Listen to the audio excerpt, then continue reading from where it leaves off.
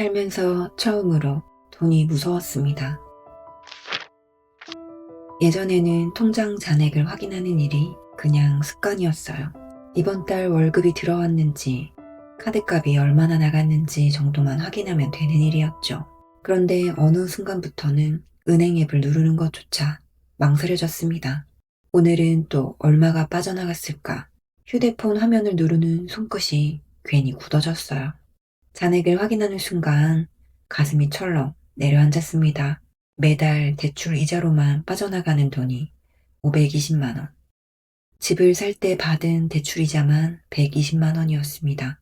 거기에 또 다른 대출이자가 400만 원 가까이 나갔어요.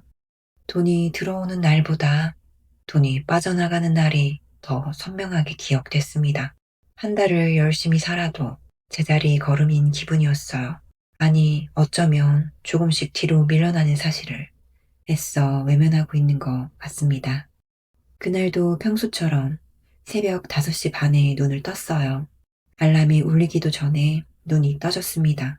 잠을 푹 잔 기억이 언제였는지 잘 모르겠더라고요. 부엌으로 나가 쌀을 씻고 국을 데웠습니다. 큰아이는 초등학교 6학년이라 한창 먹을 나이였고, 둘째는 3학년이라 아침마다 꼭 계란 후라이를 찾았어요. 막내는 이제 5살이라 어린이집 가기 전까지 제 품에 꼭 한 번 안겨야 직성이 풀리는 아이입니다. 엄마, 안아줘. 잠이 덜 깬 얼굴로 두 팔을 벌리는 막내를 안아들었어요. 우리 막내 일어났네.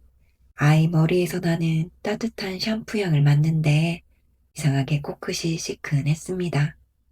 이 아이들은 아무것도 모르겠지. 그 생각이 들면 마음이 더 무거워졌어요. 아이들을 학교와 어린이집에 보내고 나면 저도 서둘러 출근 준비를 합니다. 40대 후반, 오랫동안 아이들을 키우며 경력이 끊긴 저에게 선택지는 많지 않았습니다. 여기저기 이력서를 넣어도 연락은 거의 오지 않았어요. 그러다 어렵게 구한 일이 어린이집 조리 선생님이었습니다. 아이들이 저를 냠냠 선생님이라고 부르죠. 오전 4시간 동안 아이들의 점심을 준비하는 일입니다. 큰 냄비를 들고 국을 끓이고 야채를 다듬고 식판을 정리하다 보면 땀이 비오듯 흐르곤 했어요. 그래도 아이들이 밥을 맛있게 먹으며 인사해 줄 때면 괜히 힘이 났습니다. 선생님, 오늘 미역국 맛있어요. 많이 먹었어? 네, 식판이 깨끗해요. 그 말을 들으면 저도 모르게 웃음이 나왔죠. 하지만 퇴근길 차 안에 혼자 앉는 순간 다시 현실이 찾아왔습니다. 오전 내내 웃고 있었는데도 마음 한구석은 계속 무거웠어요. 내가 버는 돈으로는 너무 부족하다. 그 생각이 머릿속을 떠나지 않았습니다. 집에 돌아오면 또 다른 하루가 시작됩니다. 빨래를 돌리고 장을 보고 저녁을 준비하고 첫째, 둘째 숙제를 봐주고 막내를 씻기고 재우는 일까지 끝내면 어느새 밤 10시가 넘었어요. 남편은 요즘 대부분의 시간을 컴퓨터 앞에서 보냅니다. 예전 같으면 전화도 많이 오고 키보드를 두드리는 손도 바빴는데 요즘은 한참 동안 모니터만 바라볼 때가 많아졌어요. 저도 일부러 묻진 않았습니다. 괜히 오늘은 어땠어? 라고 물었다가 남편 표정이 더 어두워질까 봐요. 남편은 늦은 밤까지도 컴퓨터를 한창 동안 바라봤어요. 무언가를 포기하지 못하는 사람의 뒷모습처럼 보였습니다. 그날 밤도 아이들을 모두 재우고 거실에 둘이 앉았습니다. 거실은 조용했고 벽시계 초침 소리만 유난히 크게 들렸습니다. 남편이 먼저 입을 열었습니다. 미안해. 평소 같으면 뭐가 미안해 하고 넘겼을 텐데 그날은 그 한마디가 너무 무겁게 들렸습니다. 당신이 왜 미안해? 내가 조금만 더 잘했으면 이렇게까지는 안 됐을 텐데. 남편은 끝내 제 눈을 보지 못했습니다. 저도 애써 웃어 보이려 했지만 입꼬리가 올라가지 않았어요. 우리 둘 다 열심히 살았잖아. 그 말을 하는데 제 목소리가 먼저 떨렸습니다. 그동안은 괜찮은 척 했던 것 같아요. 아이들 앞에서는 늘 웃었고 친정에도 시댁에도 괜찮다고 말했습니다. 조금만 지나면 괜찮아질 거야. 그 말로 저 자신을 속여왔던 거죠. 그런데 그날은 더 이상 버틸 수가 없었습니다. 남편이 고개를 숙인 채 눈물을 훔치는 모습을 처음 봤습니다. 저도 참지 못했어요. 결국 둘이 마주 앉아 아무 말도 못한 채 한참을 울었습니다. 누가 잘못해서도 아니었어요. 누구를 원망해서도 아니었습니다. 그저 앞으로가 너무 두려웠습니다. 돈이 없어서가 아니라 언젠가 아이들에게까지 이 불안이 전해질까봐 무서웠습니다. 그날 이후 저는 알게 됐습니다. 사람은 통장이 비어서 무너지는 것이 아니라 희망이 점점 줄어든다고 느끼는 순간부터 두려워진다는 것을요. 지금 생각해보면 행복했던 시간은 참 짧았습니다. 그때는 몰랐어요. 행복은 오래 계속될 거라고 믿을수록 무너질 때 더 아프다는 걸요. 몇 년 전만 해도 저희 부부는 미래를 걱정하지 않았습니다. 남편은 온라인으로 물건을 판매하는 사업을 하고 있었어요. 코로나가 시작되면서 사람들의 소비 방식이 바뀌었고 집에서 주문하는 사람이 많아지면서 남편 사업도 눈에 띄게 성장하기 시작했죠. 처음에는 남편도 믿기지 않는다는 표정이었습니다. 어느 날 저녁 퇴근해서 집에 돌아오자마자 남편이 화난 얼굴로 휴대폰을 제게 내밀었어요. 여보, 이거 좀 봐. 주문 알림이 끝도 없이 이어지고 있었습니다. 이거 실수 아니야? 제가 웃으며 묻자 남편도 아이처럼 웃었습니다. 나도 아직 안 믿겨. 그 무렵 남편은 사무실에서 보내는 시간이 점점 길어졌어요. 직원들과 함께 포장과 출고를 맞추느라 늦은 밤이 돼서야 집에 돌아오는 날도 많았습니다. 피곤해서 소파에 털썩 주저앉으면서도 표정만큼은 밝았죠. 오늘도 정신이 하나도 없었어. 그래도 바쁘게 감사하지. 제가 따뜻한 차를 건네면 남편은 씩 웃으며 말했습니다. 조금만 더 고생하면 우리도 진짜 편하게 살 수 있을 것 같아. 그 말을 들을 때마다 저도 마음이 놓였어요. 이제 우리 가족도 조금씩 안정되는구나. 그렇게 믿고 있었습니다. 그 전까지는 늘 빠듯했어요. 아이들 학원비를 내고 나면 통장이 텅 비었고 외식 한번 하려 해도 가격표부터 봐야 했습니다. 그런데 어느 순간부터는 조금씩 여유가 생기기 시작했어요. 큰아이가 배우고 싶다던 영어 학원도 보내주고 둘째가 갖고 싶다던 자전거도 생일이 아니었는데 사줬습니다. 주말이면 아이들과 가까운 캠핑장에 놀러 가기도 했고 가끔은 오늘 저녁은 하지 말고 나가서 먹자 라며 가족끼리 외식도 했어요.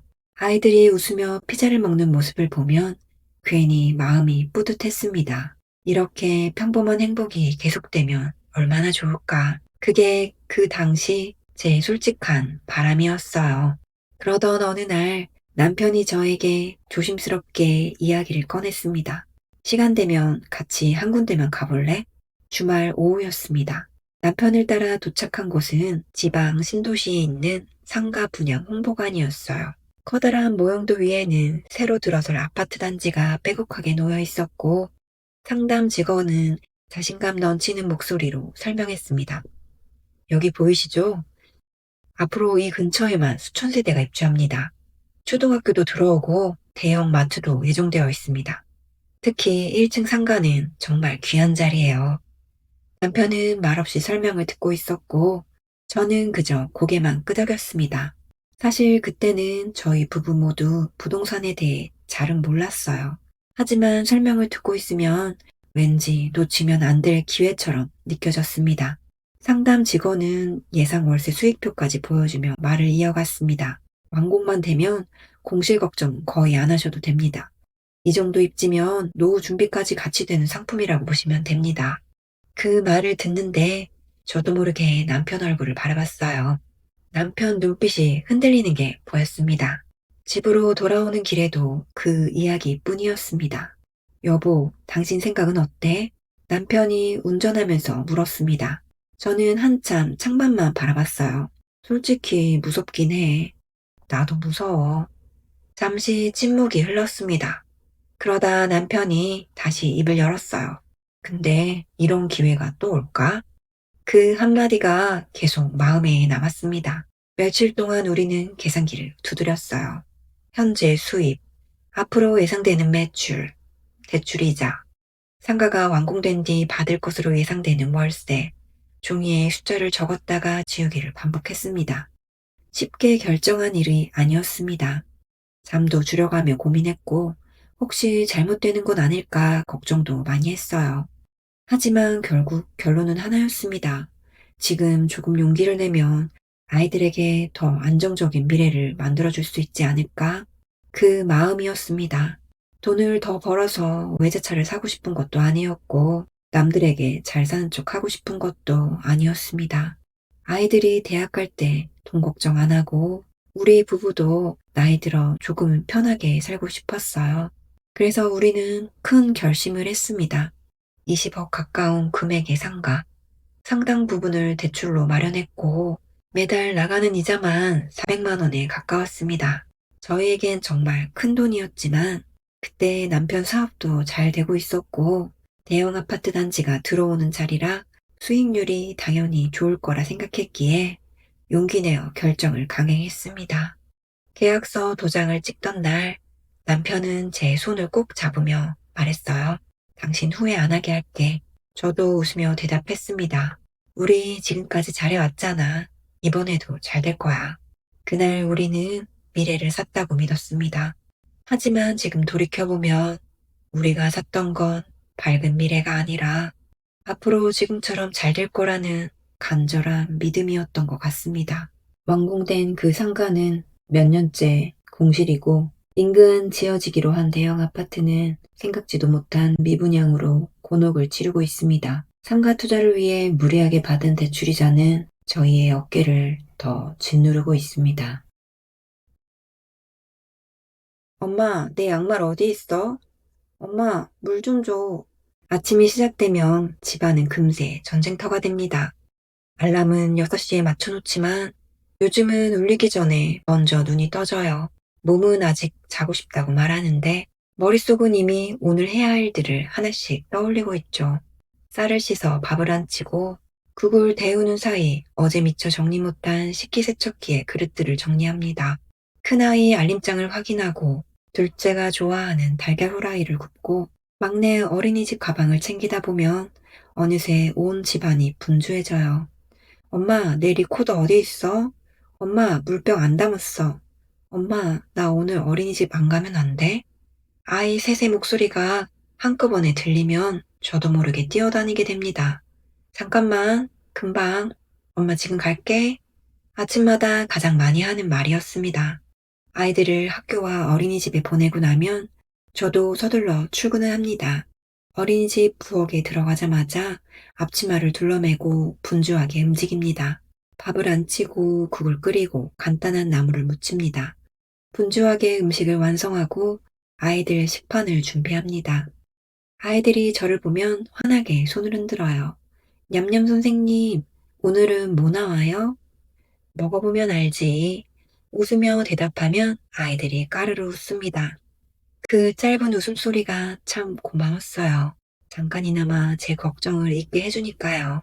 퇴근하면 다시 엄마의 하루가 시작됩니다.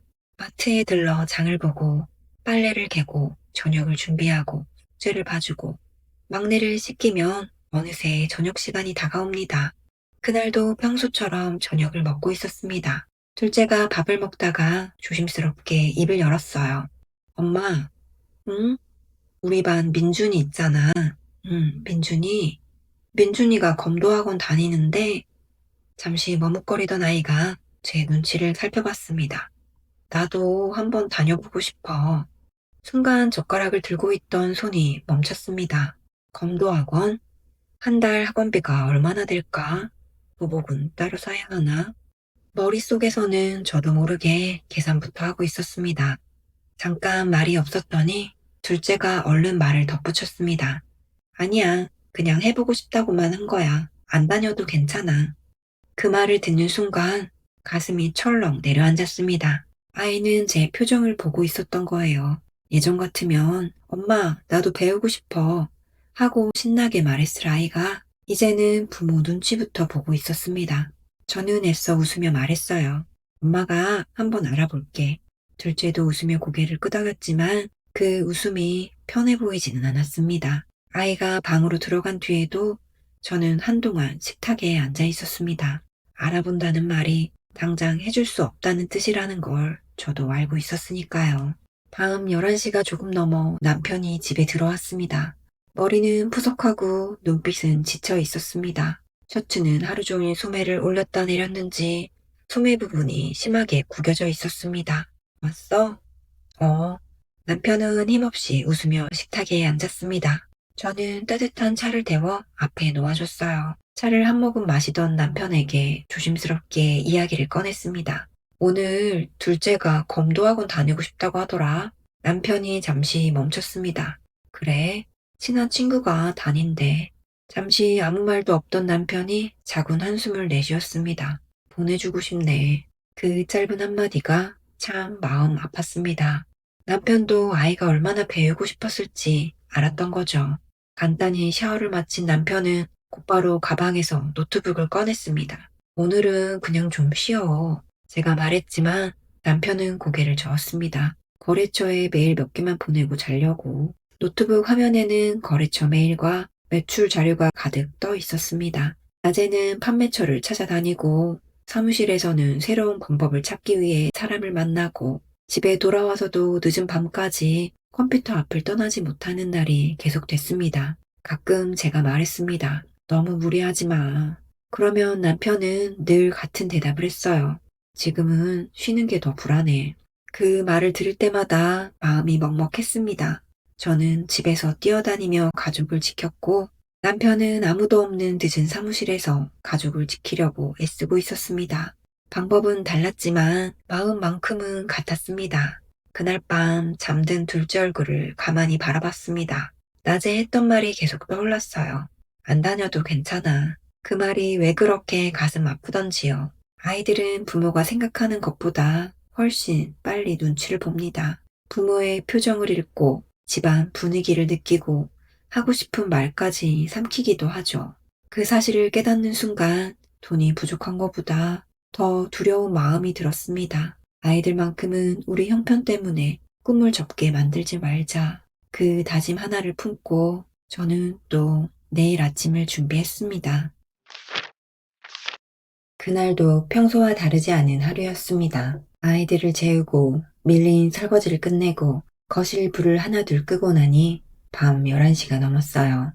집안은 조용했습니다. 막내는 인형을 꼭 끌어안은 채 곤히 자고 있었고 둘째는 숙제를 하다 그대로 엎드려 잠이 들어버렸어요. 큰아이는 방문을 조금 열어둔 채 깊이 잠들어 있었습니다. 저는 소파에 털썩 앉았습니다.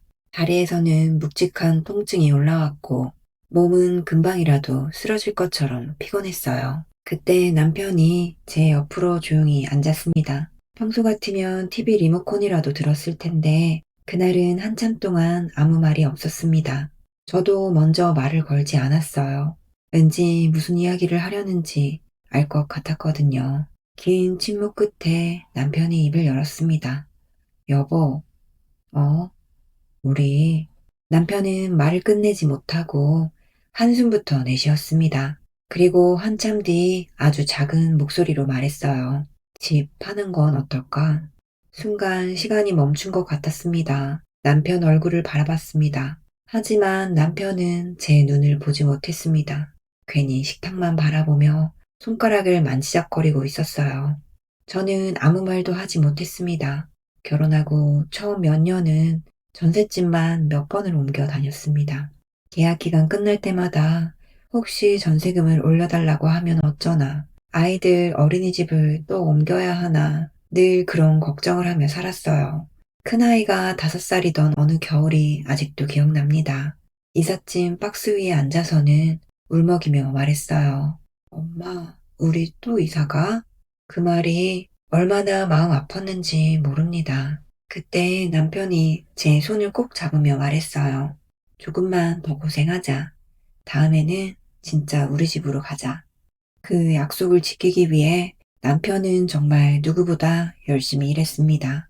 저도 아이들을 키우며 아끼고 또 아꼈어요. 그리고 결혼 10년 만에 드디어 처음으로 우리 이름이 적힌 집을 갖게 됐습니다. 입주하던 날 아무 가구도 없는 거실 바닥에 식구가 둘러앉아 짜장면을 먹었어요. 아직 식탁도 없었고 커튼도 달지 못했지만 그날만큼은 세상을 다 가진 것 같았습니다. 여기가 우리 집이야. 남편이 그렇게 말했을 때 괜히 울컥해서 고개를 숙였던 기억이 납니다. 아이들 키를 잴 때마다 거실 벽 한쪽에 날짜를 적어 놓았어요. 첫째는 벌써 제 어깨를 넘었고 둘째도 어느새 누나를 따라잡겠다고 까치발을 들곤 했습니다. 냉장고에는 아이들이 유치원에서 받아온 그림이 붙어 있었고 베란다 화분에는 막내가 심었다며 자랑하던 방울토마토가 자라고 있었어요. 이 집은 그냥 집이 아니었습니다. 우리 가족의 시간이었고 우리의 추억이었습니다. 그런데 그걸 팔자고요? 남편이 다시 입을 열었습니다.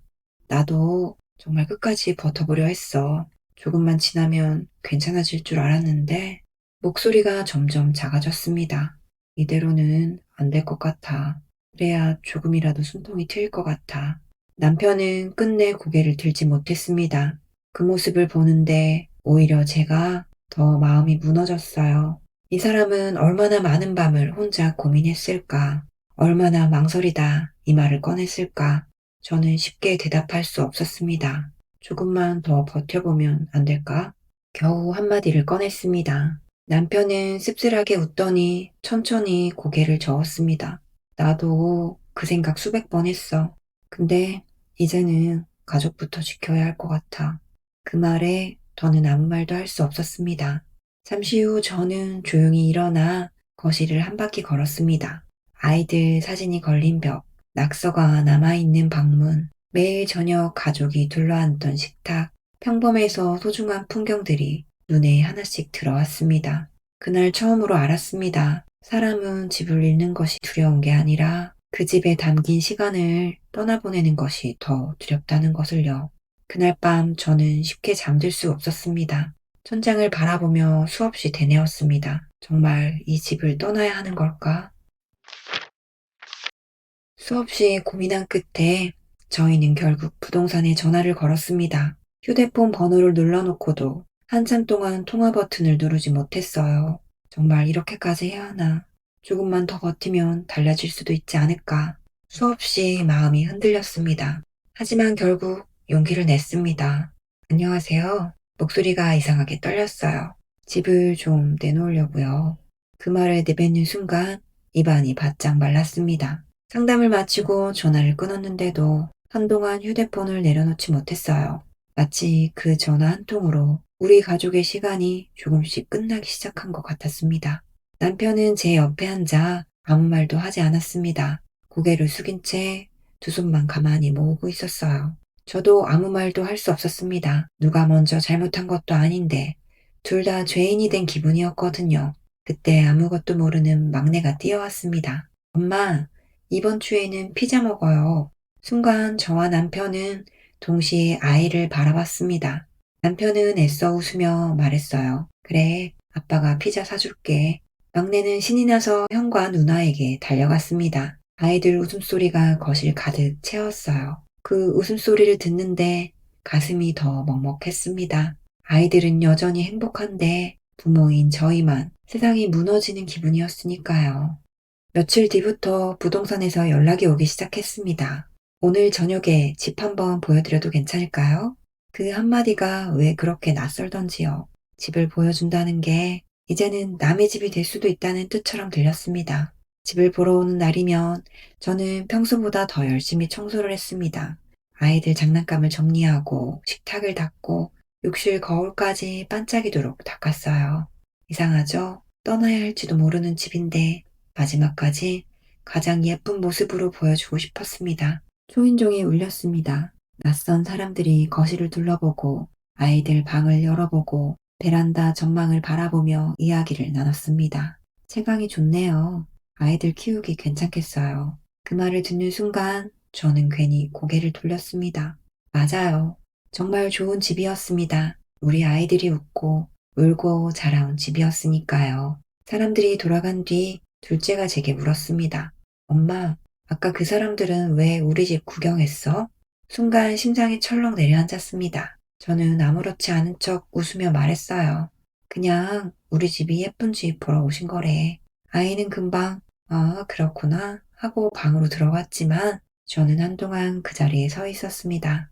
아이들에게는 아직 말할 수 없었어요. 혹시 괜한 걱정까지 떠안길까 봐요.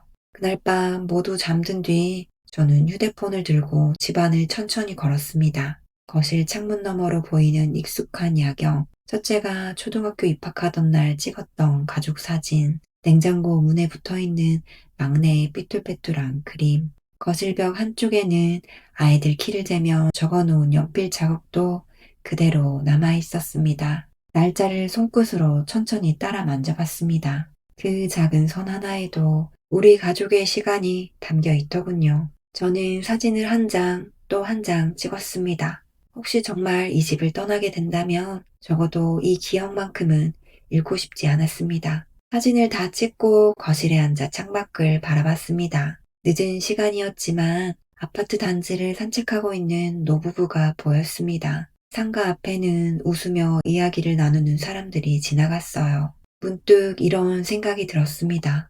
왜 세상은 모두 행복해 보일까? 왜 우리만 이렇게 힘든 걸까? 하지만 곧 고개를 저었습니다. 겉으로 보이는 삶이 전부는 아니라는 걸 저도 살아보며 배웠으니까요.